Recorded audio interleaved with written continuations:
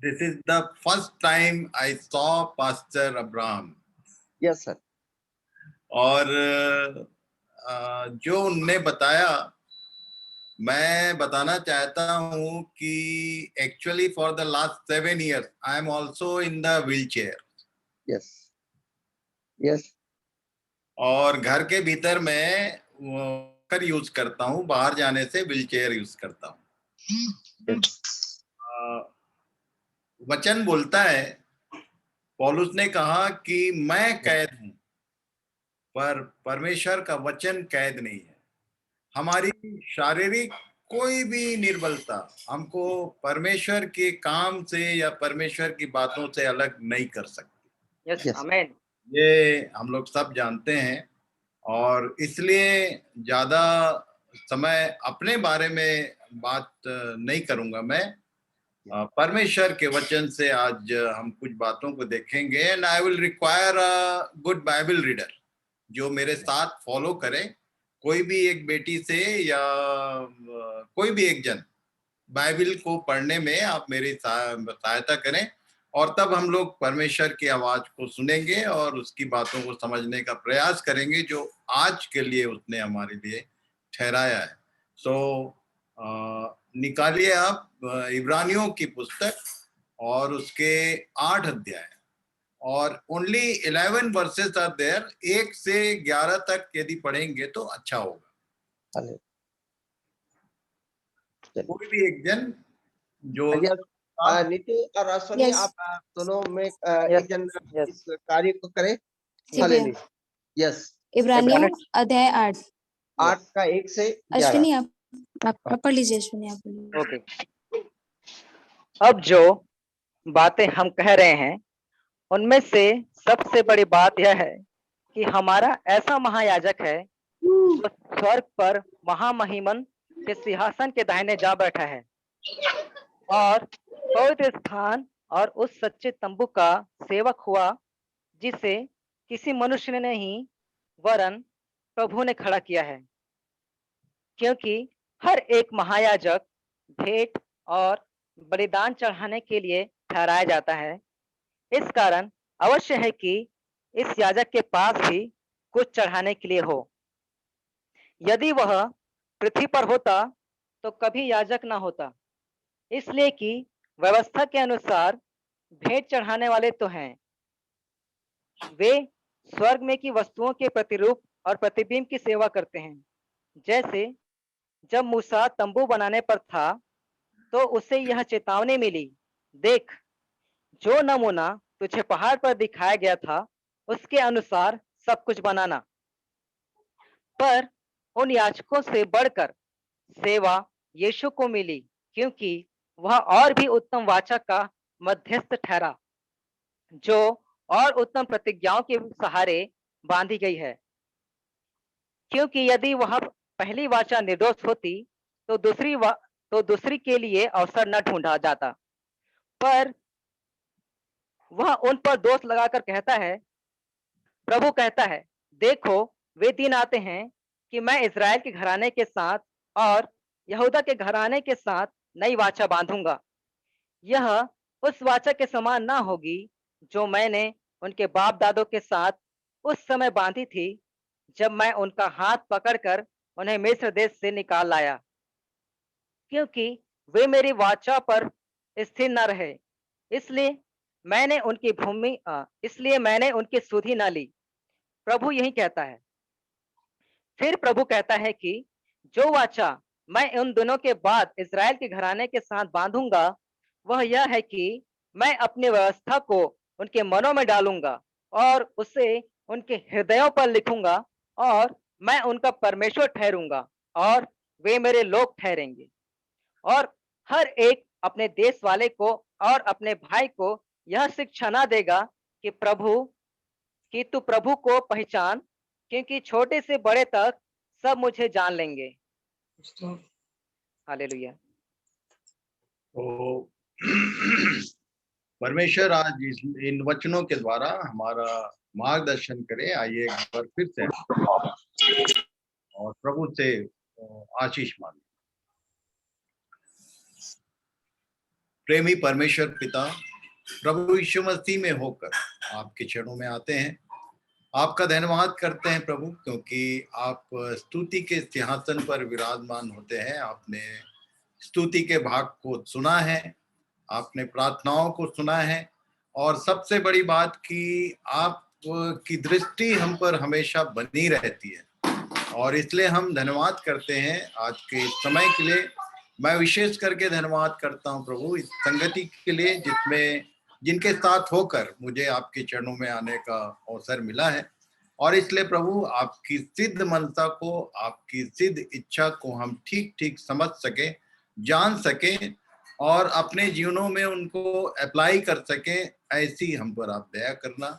आपकी दया, आपका अनुग्रह, आपकी शांति हमारे जीवनों में बहुतायत से हो, जबकि चारों तरफ अशांति है, चारों तरफ भय है। प्रभु जी, हम निर्भय होकर आपके चरणों में बैठे हैं, क्योंकि हम उस परमेश्वर को जानते हैं जो सारी सृष्टि पर जिसका अधिकार है। और इसलिए प्रभु जी, आज के दिन हम बड़ी ही नम्रता के साथ अपने आप को आपके वचन के प्रकाश में सौंपते हैं। हमारी जो भी स्थितियां हैं, शारीरिक, आत्मिक, आप सब कुछ जानते हैं। हमारी स्थिति और आवश्यकता के अनुसार हमसे इन वचनों के द्वारा बातचीत करें, हमारी सहायता करें। आपकी पवित्र उपस्थिति जो हमारे जीवनों में है प्रभु, इसके लिए हम धन्यवाद करते हुए ये विनती हमारे प्रभु यीशु मसीह के पवित्र और मीठे नाम से मांगते हैं, आमीन। आमीन। ये कुछ बातें हैं, ये खासकर इन दिनों में इज़राइल शब्द आते साथ हमारा पूरा ध्यान वहां चला जाता है। इज़राइल के लिए प्रार्थना करो, इज़राइल की परेशानी हो रही है। इज़राइल क्रिश्चियन वर्ल्ड में एक बात देखी गई है कि जब जब इज़राइल के विषय में कोई इवेंट होता है, तो हम लोग को तुरंत वो बात याद आती है कि उसकी शांति के लिए प्रार्थना करो। और आज मैं आपको बताना चाहता हूं कि इज़राइल बोलने से परमेश्वर का वचन खासकर नए नियम के प्रकाश में क्या बोलता है। इस अध्याय को यदि ध्यान से पढ़ेंगे तो फिर से मैं कुछ पदों को आपके साथ शेयर करूंगा। 10 और 11 को एक बार फिर पढ़ेंगे। फिर प्रभु कहता है कि जो वाचा मैं उन दिनों के बाद इज़राइल के घराने के साथ बांधूंगा, वह यह है कि मैं अपनी व्यवस्था को उनके मनों में डालूंगा और उसे उनके हृदयों पर लिखूंगा, और मैं उनका परमेश्वर ठहरूंगा। इसको आज हम लोग वचन के आईने में समझने का प्रयास करेंगे। ये कह रहा है कि प्रभु कहता है, ये बातें एक्चुअल में यिर्मयाह 31 अध्याय, बाद में आप लोग देख लेना, उसको यहाँ कोट किया है कि यिर्मयाह 31 में ये बात कही गई थी और उसी को ये कोट कर रहा है। प्रभु कहता है कि जो वाचा मैं उन दिनों के बाद इज़राइल के घराने के साथ बांधूंगा। ये जो इज़राइल का घराना है, इससे संबंधित कोई बात मैं आपको बताना चाहता हूं। इसने शुरू ही किया, पहले पद में क्या लिखा है, एक बार फिर से पढ़ेंगे। अब जो बातें हम कह रहे हैं उनमें से सबसे बड़ी यह बात है कि हमारा ऐसा महायाजक है जो स्वर्ग पर महामहिमन के सिंहासन के दाहिने जा बैठा है। ये जिसके बारे में कह रहा है, ये जिसको हम इज़राइल कहते हैं, उन्होंने उसको रिजेक्ट कर दिया। जिसके बारे में ये महायाजक कौन है, किसकी बात कर रहा है, ये हमारे प्रभु यीशु मसीह की बात। तो इज़राइलियों ने कंप्लीट रिजेक्ट कर दिया। बहुत कम लोग उसको विश्वास करते थे, अधिकांश लोग उससे बहस करते थे। उदाहरण के लिए 8 अध्याय यूहन्ना 8 अध्याय उसके 31 पद को पढ़िए।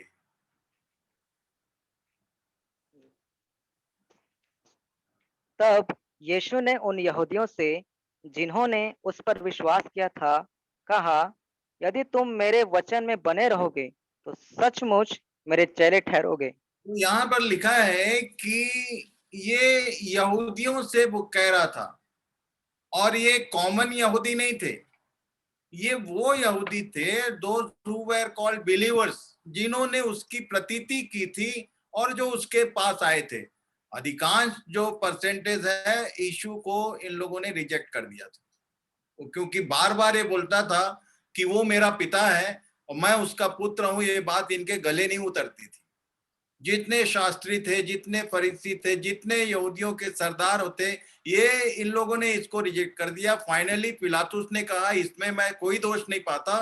तो ये यहूदी ही थे जिन्होंने चिल्लाया बोला इसके खून का लेखा हमारे और हमारे वंशों पे आने दे, पर इसको क्रूस पे चढ़ा।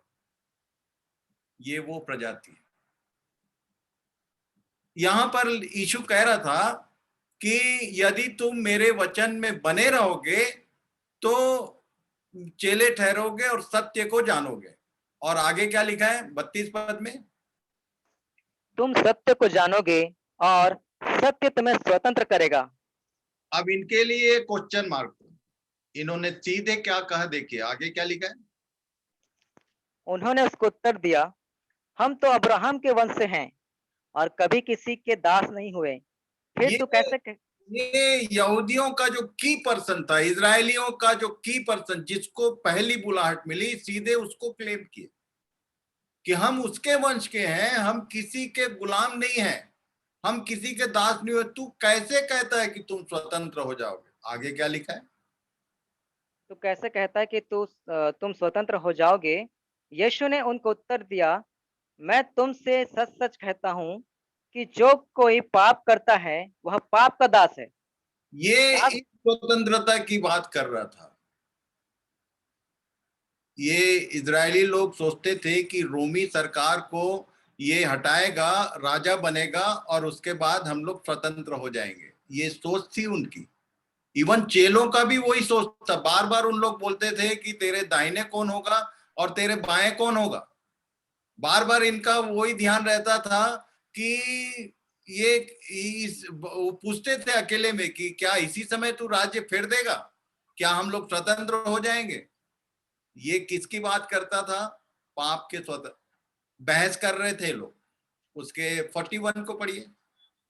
Those who are called believers, यहूदियों में से जो विश्वासी थे वो बहस कर रहे थे। क्या बोल रहे थे? तुम अपने पिता के समान काम करते हो। उन्होंने चार्ज किया कि तुम्हारे काम बताते हैं कि तुम्हारा बाप कौन। आगे उन्होंने उससे कहा, हम व्यभिचार से नहीं जन्मे, हमारा एक पिता है अर्थात परमेश्वर। यदि इसको कंटिन्यू पढ़ेंगे आप, 44 में क्या लिखा है? तुम अपने पिता शैतान से हो। जब ये और मानने को तैयार नहीं थे, ये कह रहे थे कि हमारा एक पिता है अर्थात परमेश्वर। What about today's Christians? हम जो ये तो बहुत अच्छी बात है कि जो बाइबल पढ़ रहा है वो भी अब्राहम है, पास्टर जी भी अब्राहम है। अभी मैंने पूछा नहीं है कि ये बाप बेटे हैं कि क्या है, आई डोंट नो। ये अब्राहम की संतान थे। ये क्लेम कर रहे थे कि भाई first called out person, first believer, जो विश्वासियों का पिता गिना गया, उसको क्लेम कर रहे थे। यीशु ने कहा 44 पद में क्या? तुम अपने हाँ आगे। तुम अपने पिता शैतान से हो और अपने पिता की लालसाओं को पूरा करना चाहते हो। वह तो आरंभ से हत्यारा है और सत्य पर स्थिर न रहा, क्योंकि सत्य उसमें है ही नहीं। जब वह झूठ बोलता तो अपने स्वभाव ही से बोलता है, हमारे क्योंकि हिंदी भाषी क्षेत्र में हम लोग छोटे छोटे थे, शायद आप लोगों ने भी सुना होगा। एक संडे स्कूल में एक तो गीत गाते थे हम लोग,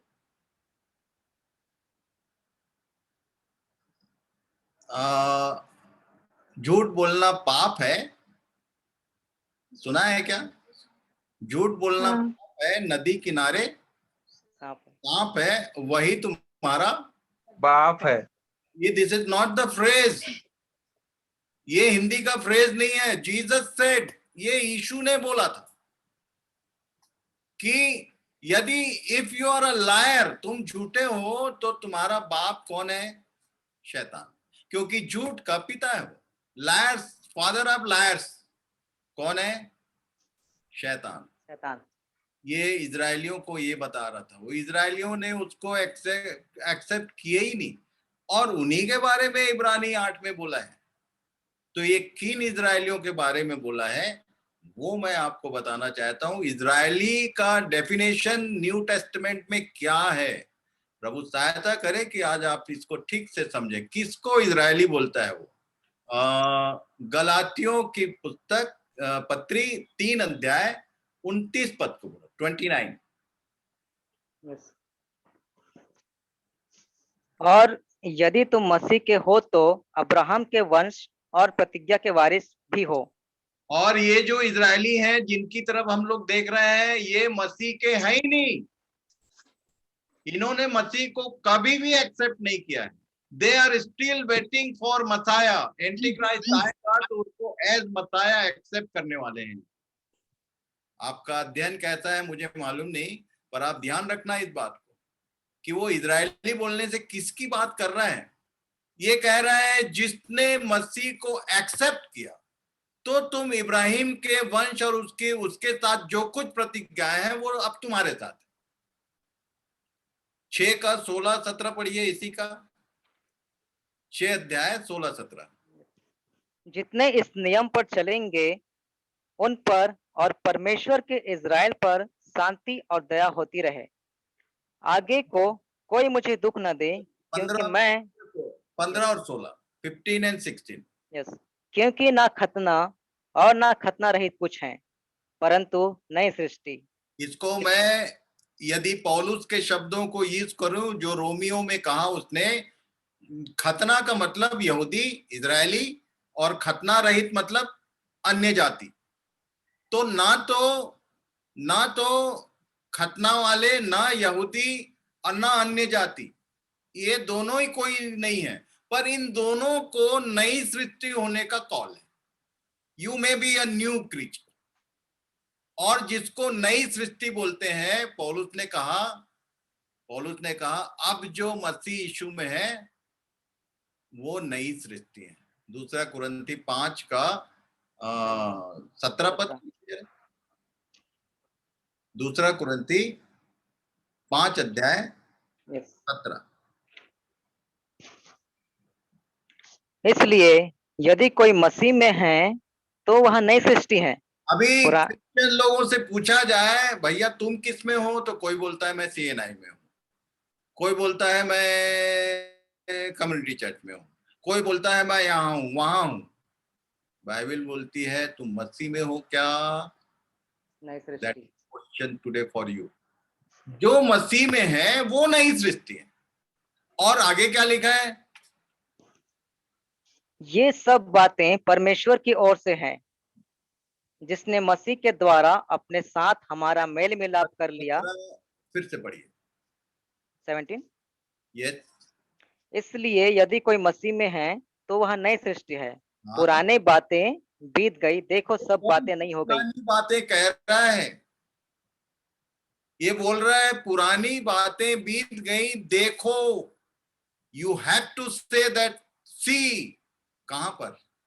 अपने को दिखाना पड़ेगा। आज इसी के विषय में कुछ बात करने वाला हूं मैं। हालेलुया। क्या तुम बोल सकते हो कि यहां से यहां तक मेरा पुराना था और यहां से यहां तक अब नया है? कोई एक पॉइंट तो होगा जहां तक पुराना कहता है वो।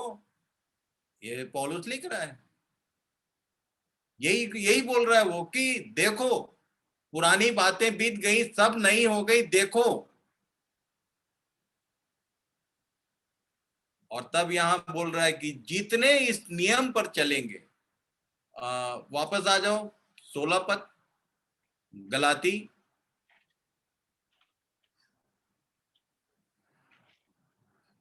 6 का 15 और 16 फिर से पढ़ दीजिए। क्योंकि ना खतना और ना खतना रहित कुछ है, परंतु नई सृष्टि।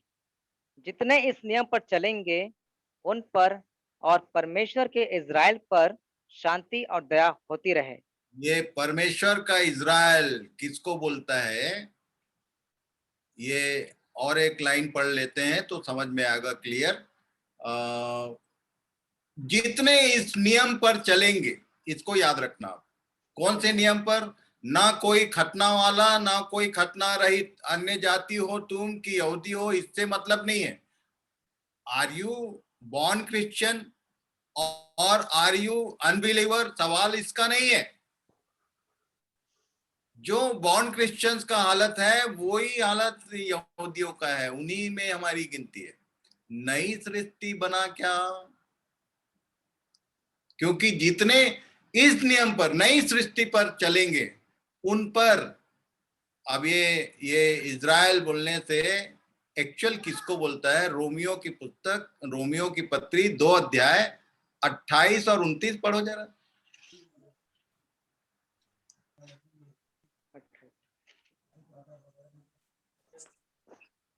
क्योंकि यहूदी वह नहीं जो प्रगट में यहूदी है, और न वह खतना है जो प्रगट में और देह में है, पर यहूदी वही है जो मन में है, और खतना वही है जो हृदय का और आत्मा में है, न कि लेख का। ऐसे की प्रशंसा मनुष्यों की ओर से नहीं परंतु परमेश्वर के ओर से होती है। जिनके मन का खतना हुआ हो, जिसमें पतरस ने लिखा पुरानी देह उतार दी जाती है, पुराना जीवन उतार दिया गया हो, वो उसको खतना बोलता है।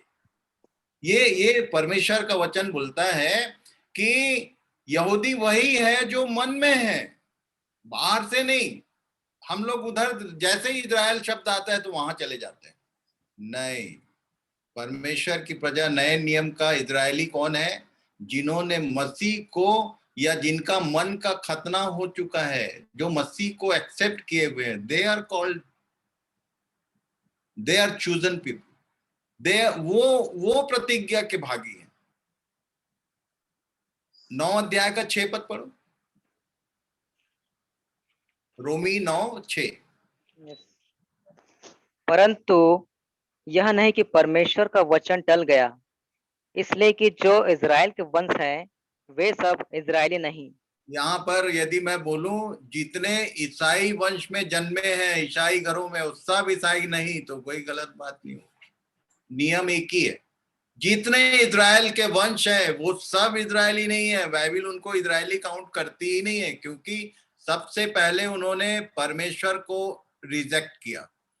याद कीजिए आप लोग, यदि आप अच्छे बाइबल पढ़ने वाले हैं तो आपको मालूम होगा कि जब शमूएल नबी था और इनके बीच में परमेश्वर चलता फिरता था साथ साथ, और तब शमूएल को इन्होंने रिक्वेस्ट किया, वो बहुत वजन बनाया कि हमारे लिए एक राजा, हमारे भी एक राजा होना चाहिए। शमूएल बहुत नाराज हुआ था। जब परमेश्वर के पास गया तो परमेश्वर ने सीधे कहा कि शमूएल, इन्होंने तुझको नहीं, मुझे रिजेक्ट किया। यदि आप ध्यान से बाइबल पढ़ोगे, उन्होंने पिता को रिजेक्ट किया, नए नियम में पुत्र को रिजेक्ट किया, और यदि आप प्रेरितों काम पढ़ोगे तो परमेश्वर के आत्मा को भी रिजेक्ट किए हुए लोग हैं। ट्रियून गॉड को रिजेक्ट किए हुए पब्लिक है। कौन? जो जिनको हम लोग इजरायली बोलते हैं। प्रभु करे कि इन बातों को ठीक से समझें। और तब उसने इसी में एक लाइन बोला, ये जो परमेश्वर की प्रजा है, जो एट प्रेजेंट जिनको इजरायली बोल रहा है, वो बोल रहा था, फिर से पढ़ना उसके 8 पद को, 10 पद को, इब्रानी 8 अध्याय 10 पद।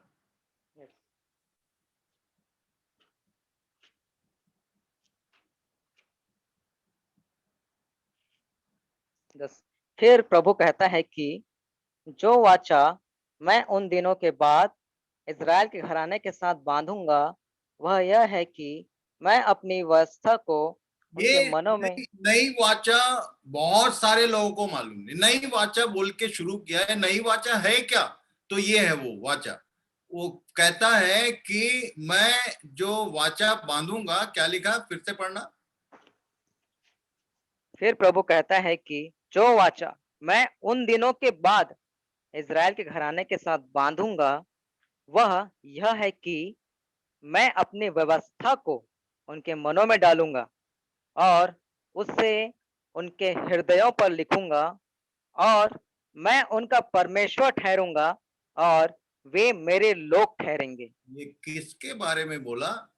इब्रानियों दूसरा कुरिन्थी 3 अध्याय उसके 1 पद से पढ़ो जरा, 1, 2 और 3।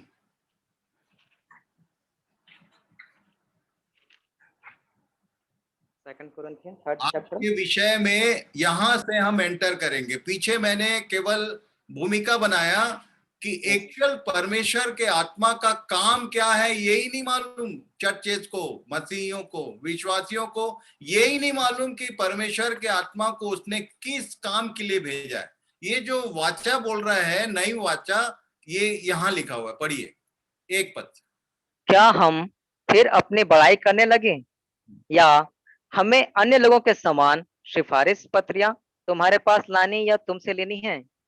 हमारी पत्री तुम ही हो जो हमारे हृदयों पर लिखी हुई है, और उसे सब मनुष्य पहचानते और पढ़ते हैं। यह प्रकट है कि तुम मसीह की पत्री हो, जिसको हमने again here is a question for you all. तुम मसीह की पत्री हो क्या आज के दिन? क्योंकि नई वाचा के अनुसार उसने बोला था जो, वो यहां लिखा हुआ है। यह प्रकट है कि तुम मसीह की पत्री हो, जिसको हमने सेवकों की नाई लिखा, और जो स्याही से नहीं परंतु जीवते परमेश्वर के आत्मा से, पत्थर की पट्टियों पर नहीं परंतु हृदय की मांस रूपी पट्टियों पर लिखी है। अभी किसी को भी कुछ बोलना है, बाइबिल को हटा दो तो सब गैस चूल्हे में हो जाएगा। क्यों? क्योंकि हमारी या तो डायरी में लिखा रहता है, सब लोग अभी नोटबुक लेके बैठते हैं। सब परमेश्वर का वचन सारा कहाँ लिखा हुआ है? नोटबुक्स में, या बाइबिल के मार्जिन वाले पार्ट में लिखा रहता है। तुम्हारे हृदय में लिखा क्या? परमेश्वर के आत्मा का पहला काम यहां से शुरू होता है। ये बोलता है, जीवते परमेश्वर के आत्मा से पत्थर की पट्टियों पर नहीं, पुरानी वाचा को हटा दिया। पहले उसने अपने उंगलियों से लिखकर पत्थर की 2 पट्टियां दिया था। अब वो उसमें नहीं लिखेगा किसी पत्थर में। ये आपकी सहायता के लिए बाइबिल नाम की पुस्तक आपके हाथ में है, ताकि इसको पढ़ो, और परमेश्वर का आत्मा यदि आ जाए तो वो तुम्हारे हृदय में इसको प्रिंट करते जाए। Is it happening with the church?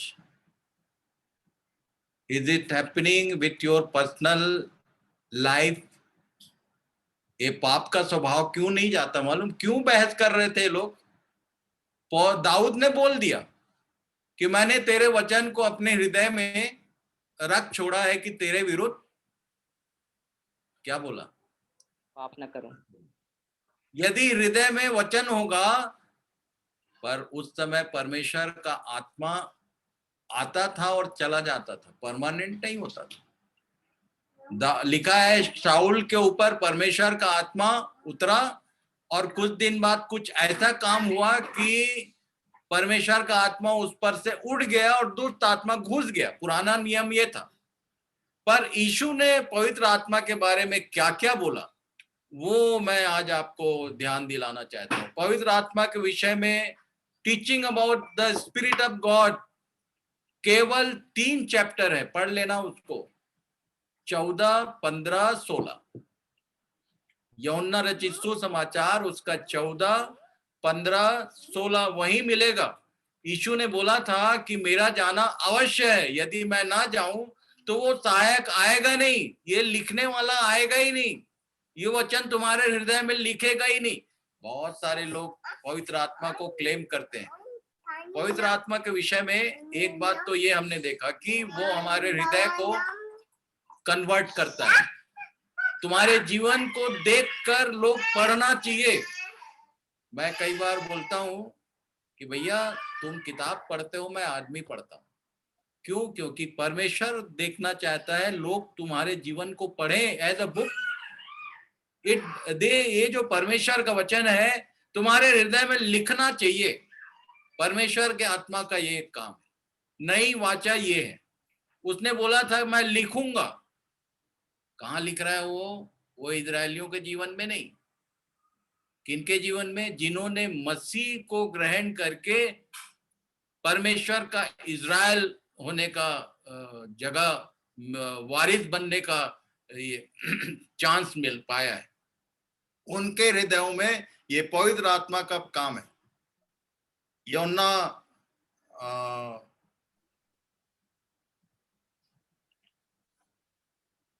यशायाह 34 अध्याय पढ़िए।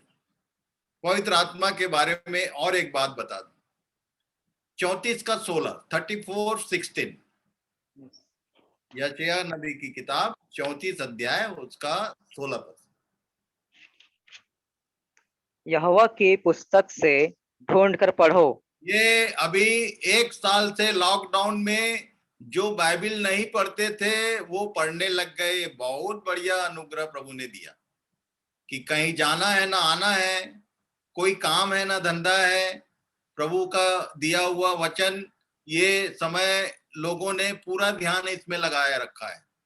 जो सही में आध्यात्मिक लोग हैं, जो विश्वासी लोग हैं, वो इससे बाहर नहीं आना चाहते।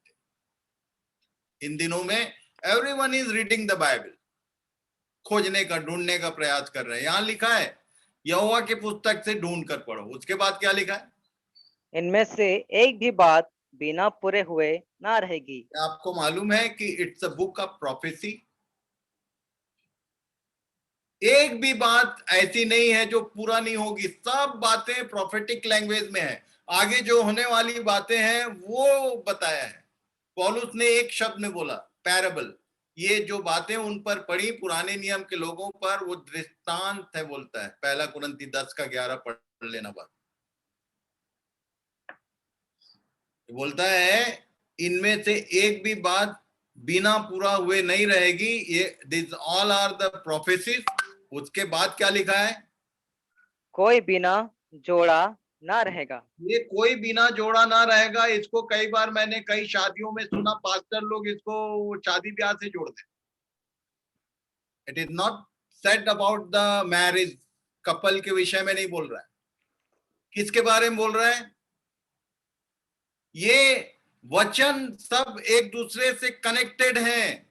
ये वचन सब एक दूसरे से जुड़े हुए हैं।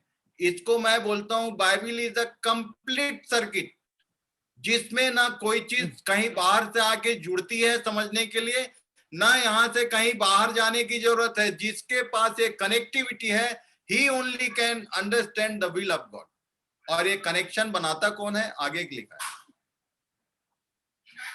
क्योंकि मैंने अपने मुंह से यह आज्ञा दी है और उसी की आत्मा ने उन्हें इकट्ठा किया है। ये जो परमेश्वर का वचन जमावड़ा है, ये इकट्ठा किसने किया है? ये इकट्ठा किसने किया है? पवित्र आत्मा। पवित्र आत्मा का काम है। वही जानता है कि सही कनेक्शन कहां से कहां होगा। आप कमेंट्री लोगे, किसी मनुष्य का ज्ञान का बात करोगे तो कहीं से कहीं पहुंचा देगा। इसीलिए पूरे दुनिया में दुनिया भर के अलग अलग प्रकार के चर्चेस है। कोई कहीं से कहीं जोड़ता है, कोई कुछ समझाता है, कोई कुछ समझाता है। ये परमेश्वर के आत्मा का काम है। उसने इकट्ठा किया है और कनेक्शन वही बनाता है। प्रभु से मेरी प्रार्थना रहेगी कि प्रभु इन बातों को ठीक ठीक समझने में आपकी सहायता करे, कि आप इसको समझो कि पवित्र आत्मा का काम क्या है। फिर हमारे हृदयों में लिखने का काम वही करता है। ये पवित्र आत्मा जो है वो ये कनेक्टिविटी वचन का वही बनाता है। फिर 1 कुरिन्थी 2 अध्याय,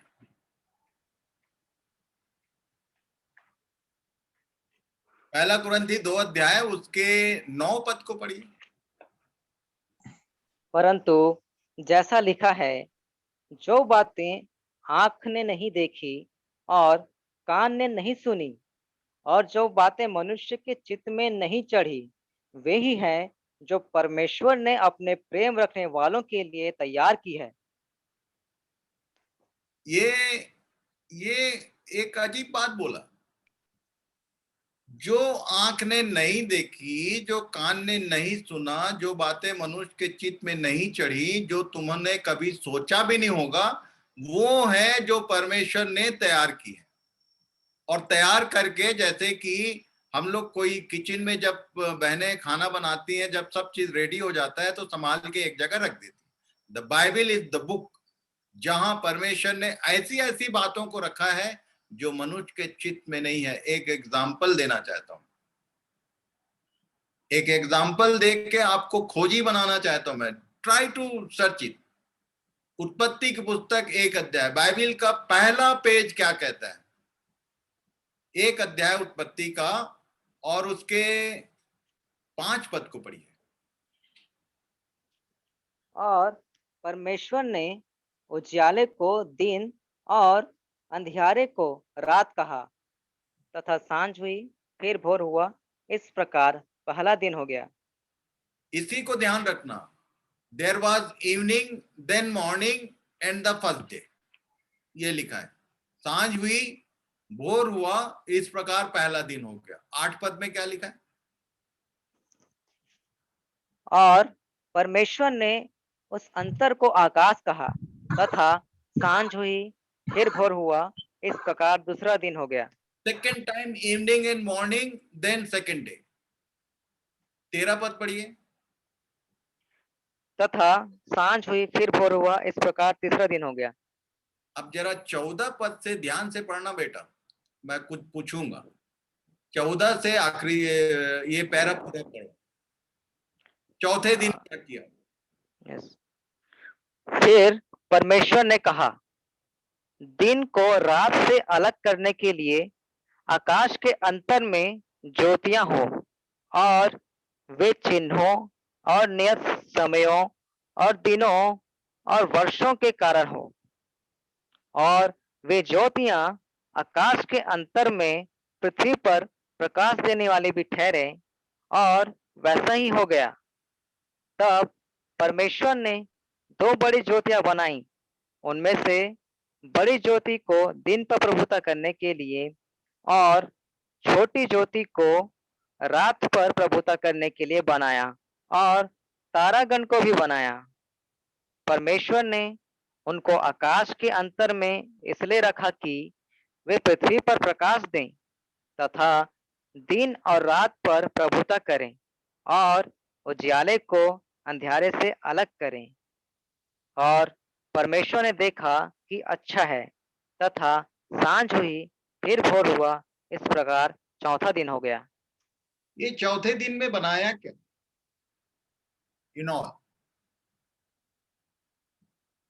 बोलो जरा, चौथे दिन क्या बनाया? अब तुम मेरे सामने हो तो यू आर माय फर्स्ट बोलते हैं ना, पहले लाइन में बैठने वाले जो बच्चे होते हैं वो शार्प होते हैं। लेट मी नो, चौथे दिन क्या बनाया? चौथे दिन परमेश्वर ने सूरज और चांद को बनाया। सूरज, चांद, तारे। Yes, right, okay. Yes, yes. कल यदि सुबह सूरज ना निकले तो दिन होगा, भोर होगा? नहीं। How it was 3 times, evening and morning without sun and moon. Yes, This is called the, जो आंख ने देखी नहीं, कानों ने सुना नहीं, जो मनुष्य के चित्त में नहीं चढ़ी है। बाइबल का पहला पेज है जिसको हम पता नहीं कितने बार पढ़ दिए हैं, but we don't know about all these things. Yes. Be a good scholar. Read whenever you are reading the Bible. Be a good seeker. हर शब्द के पीछे एक prophetic matter है। सहायता करे कि इन बातों को ठीक ठीक समझे। क्यों? फिर से आ जाओ, पहला कुरिन्थी 2:9 पढ़ के फिर 10 पढ़ेंगे। मेरे से पूछोगे तो I can tell you all कि ये without sun and moon how is what evening and morning. यहाँ क्या लिखा है? 9 और 10 पढ़ो जरा। परंतु जैसा लिखा है, जो बातें आंख ने नहीं देखी और कान ने नहीं सुनी और जो बातें मनुष्य के चित्त में नहीं चढ़ी, वे ही हैं जो परमेश्वर ने अपने प्रेम रखने वालों के लिए तैयार की है। अब यहाँ एक क्वेश्चन है, इस तरह की जो बातें हैं, this is not common for all. ये उन्हीं के लिए है जो उससे प्रेम रखते हैं। प्रेम प्रेम प्रेम का मतलब क्या होता है? एक चेला था जिसको 3 बार एट ए टाइम पूछ दिया। 3 साल सब चीज छोड़ के जो संग संग चल रहा था, उसको बोला डू यू लव मी? एक बार नहीं, 3 बार। मैं तो सोचता हूं कि पति पत्नी जो आज सुन रहे हैं मेरी बात, रात को सोने से पहले एक आध बार पूछ भर लेना, फिर देखो झगड़ा कैसे होता है। इतने साल में अभी तक तुमको यही नहीं मालूम कि मैं प्रेम करती हूं कि नहीं करती हूं, अभी झगड़ा हो जाएगा। ये पतरस डिस्टर्ब हो गया, मेंटली बहुत नर्वस हो गया, क्योंकि यीशु एट ए टाइम 3 टाइम्स उसको पूछा था, डू यू लव मी? प्रेम का मतलब क्या होता है? जैसे ही मीटिंग खत्म हुई, जैसे ही यीशु का साथ खत्म हुआ, ये अपने सब बाकी चेलों को लेके चल दिया था मछली मारने।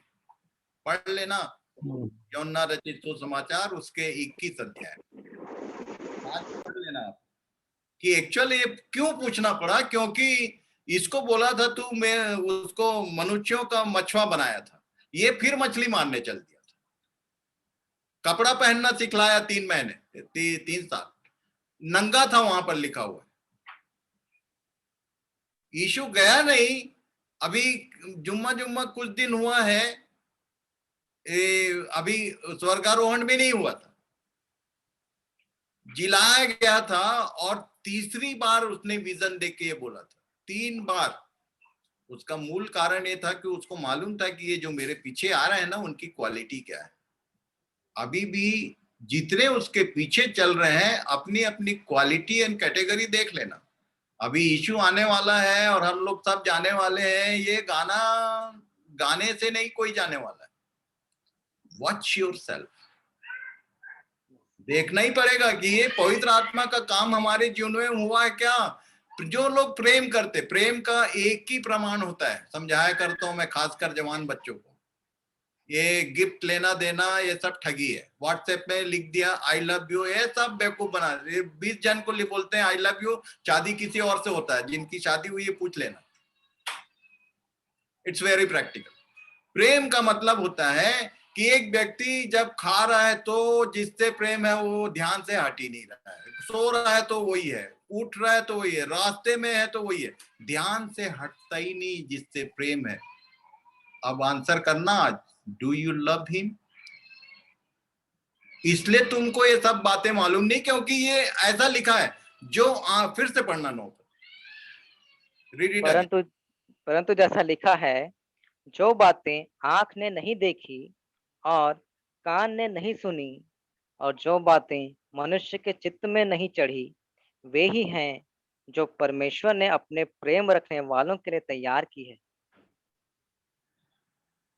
आप प्रेम रखने वालों, हो सकता है कि आप सही में प्रेमी बन गए उसके, या आज के बाद बन जाओगे। ये प्रकट कैसे होती है, ये सब भेद खुलता कैसे? अब आज 10 पद पढ़ो। परंतु परमेश्वर ने उनको अपने आत्मा के द्वारा हम पर प्रकट किया, क्योंकि आत्मा सब बातें वरन परमेश्वर की गूढ़ बातें भी जांचता है।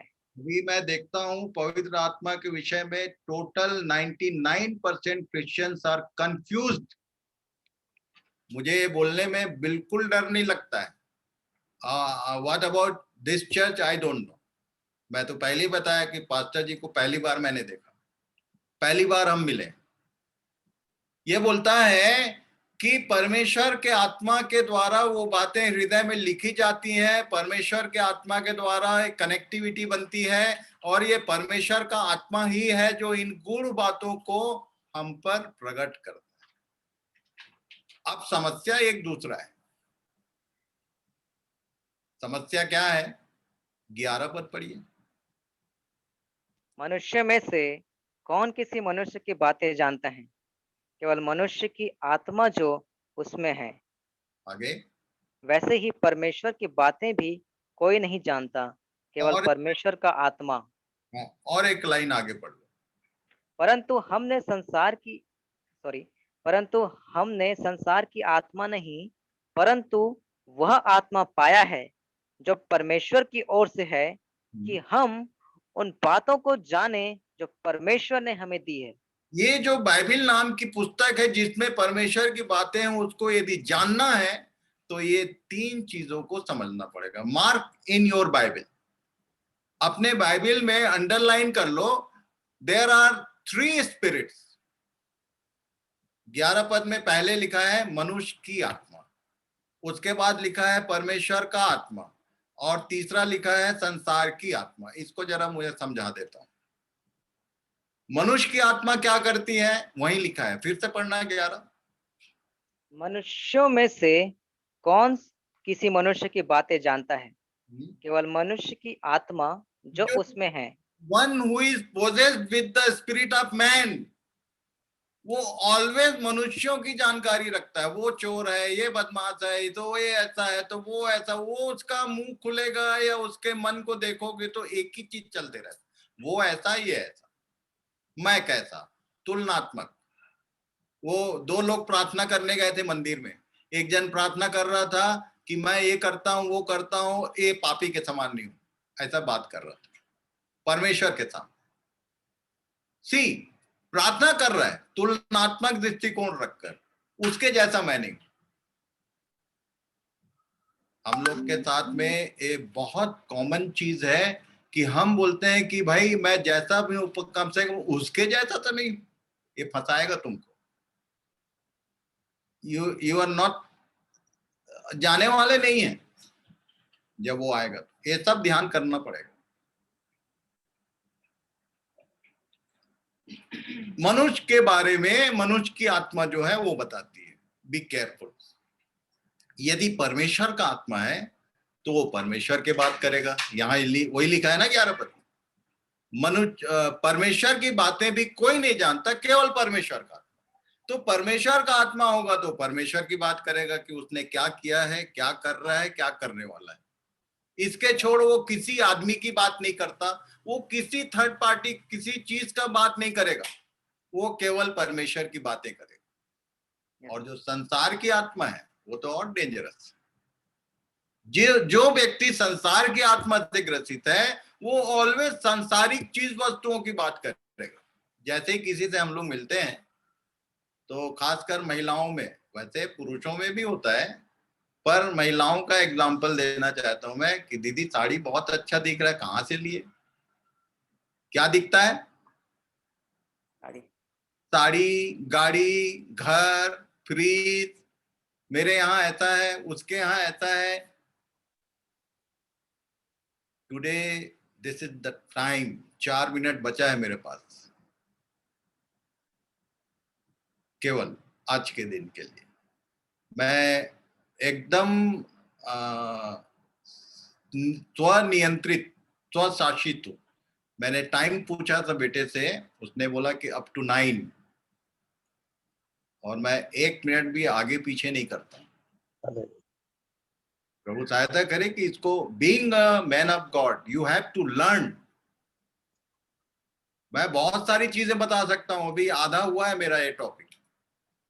अभी पवित्र आत्मा के बारे में शुरू नहीं किया, यीशु ने क्या बोला, पर टाइम इज ओवर। मैं खुद नियंत्रित रहता हूं, सबको नियंत्रित करता हूं कि परमेश्वर के वचन में समय के विषय में भी लिखा है। परमेश्वर खुद समय के अनुसार चलता है। लिखा है कि जब समय पूरा हुआ तो उसने अपने पुत्र को एग्जैक्ट परफेक्ट उसके ब्लूप्रिंट के अनुसार उसके ठहराए हुए समय पर यीशु इस दुनिया में आया। जो इसकी आत्मा उसके नियंत्रण में नहीं है, ऐसा कुछ लिखा है नीति वचन में, पढ़ लेना। नहीं, भजन सही था। क्या बता रहा था मैं? 3 आत्माएं हैं। आज के दिन आप जांचिए, कुछ नहीं, कल तक का बात छोड़ दो आप, आज सुबह से लेके अभी तक कौन सी आत्मा से आप ग्रसित थे? कितने देर किस आत्मा ने काम किया, इसका ग्राफ है परमेश्वर के पास। इसलिए पौलुस ने लिख दिया एक लाइन, परमेश्वर के आत्मा को बुझाओ मत। मान लो कि एक तो हम लोग दोनों, ये अच्छा हुआ कि दो हैंडीकैप लोग मिल गए। मान लो कि पास्टर जी को किसी ने निवेदन किया कि पास्टर जी आप घर आइए, आपसे कुछ सीखना है। अब बेचारे व्हीलचेयर में है, मैं पूरा इंडिया घूमता हूँ 7 साल में, अब वो मेरे बारे में ज्यादा बोलने के लिए इजाजत नहीं है मेरे को। कह सकते हैं सर अपने बारे में। हमको किसी ने घर बुलाया और हम आ गए, अपने कैसा भी करके हम पहुंचे, क्योंकि हमको प्रभु को जवाब देना है कि भाई किसी ने बुलाया था, तुम गए क्यों नहीं। हम गए। अब उन्होंने हमको ड्राइंग रूम में बैठा दिया और वो किचन में, बेडरूम में, बाथरूम में बिजी है। 1 घंटा हो गया, 2 घंटा हो गया। What being a teacher, what I will do? मैं बोलूंगा कि भाई और किसी दिन आऊं क्या? आई विल गेट नर्वस कि यार इसने मुझको बुलाया, काहे के लिए बुलाया पता नहीं, टाइम दे नहीं रहे। तुमने पवित्र आत्मा को कॉल किया, रिक्वेस्ट किया, as a gift is with in your life, you are giving the time, but your time is busy, you are busy with the spirit of man and spirit of what?